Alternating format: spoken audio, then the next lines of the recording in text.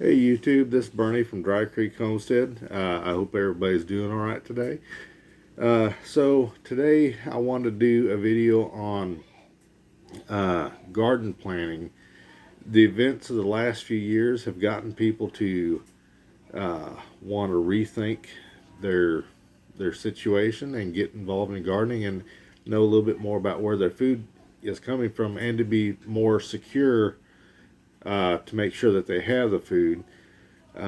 So in December of 2019, me and my family, we got kind of sick, actually pretty bad sick, and we lost our sense of smell, and and everything.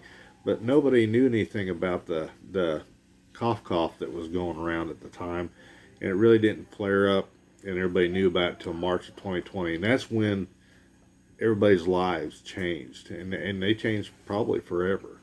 The world as we knew it changed. I've heard it called the end of abundance. So our just in time, we watched our just in time delivery system break, and it has never fully recovered. Nowadays you have diesel shortages, and there's talking about potential blackouts and food shortages, and the prices are just skyrocketing. Inflation is way higher than they say, and people are maxing out their credit cards just to pay for basic necessities, because the prices have gotten so high. And these prices will never go back to what they were pre Rona, So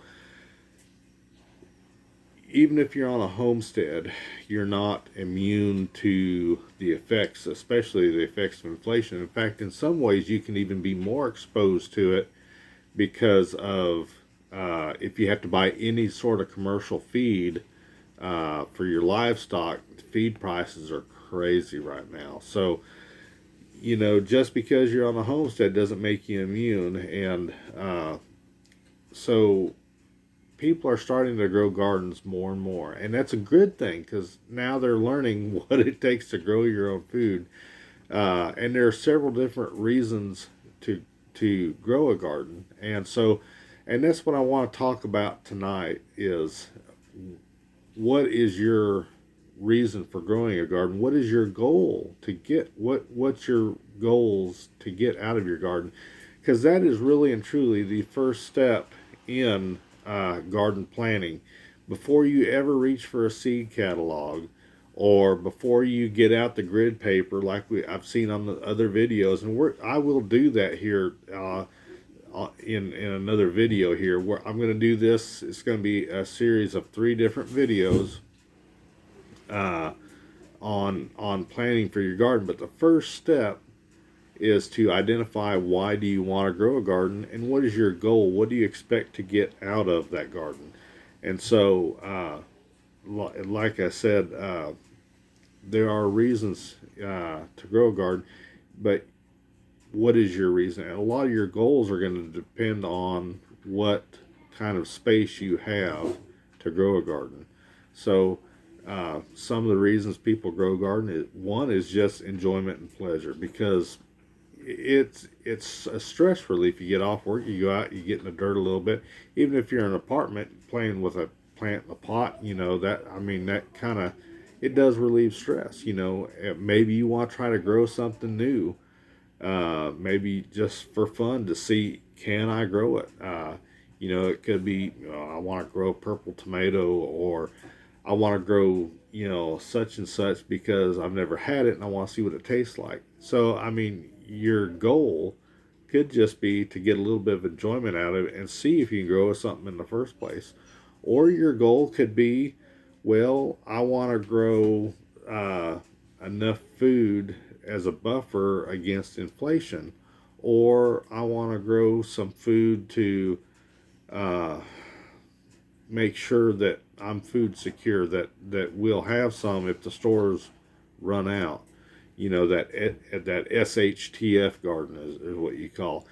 So there's a myriad of different reasons to grow food. If you're on a homestead, one of your reasons to grow a vegetable garden could be because you want to feed your livestock out of that vegetable garden.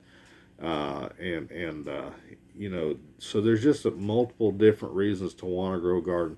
So here at Dry Creek Farms, our goal this year, we are 100% uh, meat. Uh, we raise all of our own meat that we eat in a year. So we have cows, and we have chickens, and we have pigs. We don't buy meat in a grocery store, and have not bought meat at a grocery store in a few years because we raise our own. So that's a huge blessing. So a lot of people are talking about the high prices of meat. We really haven't had to pay that. Now we do pay a little bit of opportunity cost when we don't sell a calf at a sale barn. We put it in the deep freeze, and there is a little bit of cost in the pigs, as far as feeding them, and the chickens as far as feeding them and buying the pullets because we don't hatch our own eggs. But so we've got the meat down. But so this year, one of our goals is we want to raise at least 50% of our own produce. And so we probably do that already or close to, I would imagine, as far as some things we do really good at, and then some things we have trouble with growing in our area and in our soil. So, but our goal this year is we want to set a realistic goal, and we want to track that goal, and we're going to do video of all this as we go through the year. But we want to grow 50% of our own produce, and for the year, and we want to be able to grow enough produce and whatnot in the vegetable garden. And I'm going to go over some of the things that we're going to grow to feed our livestock, so we don't have to buy the store-bought feed. And we also want to be able to sell some of the produce out of our garden. So those are our big three goals: is being able to produce enough for us to eat half a year at least, produce enough to feed the livestock, and produce enough to sell. So those are our three goals, and we're going to take this whole we're going to videotape everything and see how we do, and everybody can follow along with us. Now, if you're just starting out, and you're doing your first garden, maybe your goal shouldn't be, because the goal needs to be realistic. So if you're very first time growing a garden, you probably don't want to say, well, I want to grow 100% of my own produce for the year. Not that you can't do it, but more times than not, you're going to get burnt out or frustrated and not want to do it again.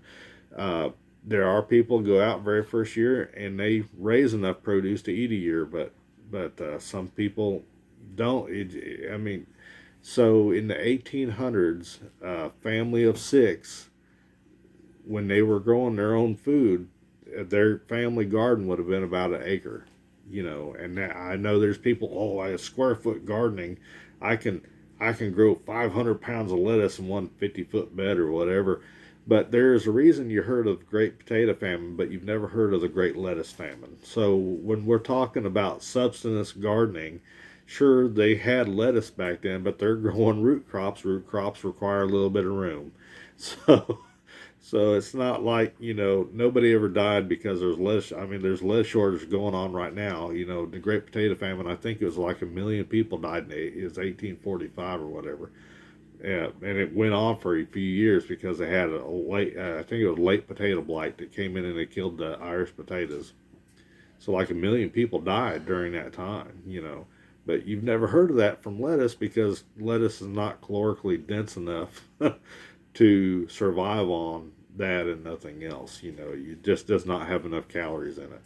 And so, so space is going to be a consideration whenever you're setting your goals. If you live in an apartment, you're obviously not going to grow 100% of your own produce. Not to say that you couldn't find, and a lot of cities, and to their benefit, they're setting up little community gardens and parks and things. And if you can rent a spot in that, well, maybe you can't grow 100%, but maybe you can grow, 4, 5, 6 months worth of food in that little spot. And that's not, unattainable. And not that you need an acre of land anymore to grow, that much food. You can grow some things on a lot less of a scale. Just different methods that we've learned over the years, and a lot of the seeds now are higher producing varieties and hybrids, so it's able to uh, you're able to grow more in less space, so you're not dealing with the antique varieties. Now a lot of people, they want to plant an heirloom variety because maybe one of their goals is they want to save seeds. We're not doing that this year, just because I, I work an off-farm job, so I don't have time to do all that. But we're going to try to grow enough food to feed us for enough produce to feed us for half of the year, and to feed the livestock for the whole year, and to maybe sell some on the side of the road. So that's our goals. We're very blessed we have enough room to do that. But like I said, you know, growing a vegetable garden, if you're first time gardening, make your goals smaller, because you want to set yourself up for success. I grew up on a farm. We always had a vegetable garden growing up. We didn't call that prepping back then. We just called it life. We always had 2 weeks worth of, at least 2 weeks worth of food in the cupboard, because you might have an ice storm in the wintertime, especially, where you couldn't get to town for 2 weeks. And so, like I said, we didn't call that prepping. It was just part of life. And my mom was always canning. Me and my brothers, we were always out working in the vegetable patch, because we had a truck garden. And then Dad farmed to boot. But so I grew up raising vegetables. I've actually got a degree from Texas A&M in plant and soil science. But even with all that experience and all that knowledge from a college, on the science side of it, that kind of made some of that, oh, that's why that did that. Even still, with all that, there'll still be things that happen in the garden that'll make you go, I wonder what in the world I did there. What happened there? So it's always a learning experience. Anybody that tells you they know everything about gardening, or doing something, or anything about everything about anything, they're probably trying to sell you something. So it's always a learning. You always learn something new with it, and that could be one of your goals. You just wanna learn. So just really sit down and kind of think about what you want out of your garden before you even think about your seeds. Think about what you want out of your garden, because you don't want to buy a whole bunch of seeds because you want to grow everything to eat, but the seeds that you buy is not anything that you would eat. If you don't eat lettuce, don't grow lettuce. If you don't eat potatoes, don't grow potatoes. So grow what you're going to eat, and then know how much of what you need, and that's where your goals are going to come in. So we're going to go through this in these next couple of videos. I'm going to show you our plan of what we're going to use to feed the livestock and what we're going to use to feed ourselves, and how much of each thing that we're planting. There's 6 of us in our family to do this, because I have records from years past. I know how much about each vegetable crop that we yield. So we're going to do that, and we're going to bring you along for the ride, and we're going to show you everything, good, bad, and ugly. If we fail, you're going to see it. But but that's what we're going to do. In this next couple videos, I'm going to show you what we're going to do, when we're going to do it, for where we're at, because we're in Northeast Texas. So you're going to see all that, and then we'll just make it to where you can see everything that we do, and hopefully you can start growing a garden, and just get in the dirt and start having some fun. Even if you not worried about apocalypse or prepping.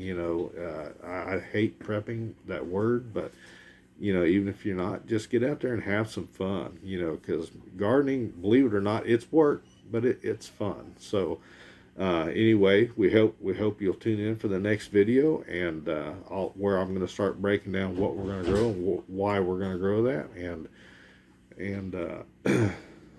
and we'll see you in the next video. So thanks for watching. If you liked the video, please like and subscribe, and we'll see you next time.